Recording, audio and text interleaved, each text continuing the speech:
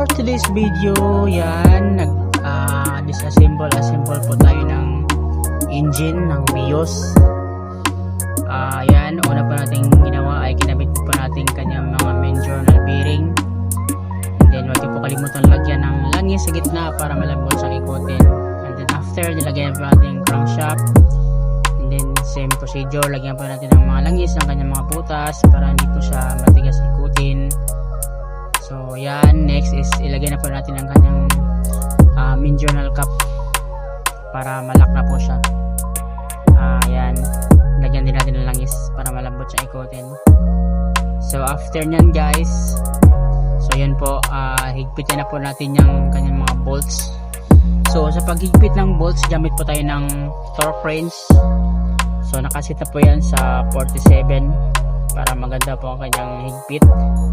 At saka pag-ikot nyan guys, kailangan po naka bolt sequence po yan, simula sa number 1 hanggang number 8 na bolts.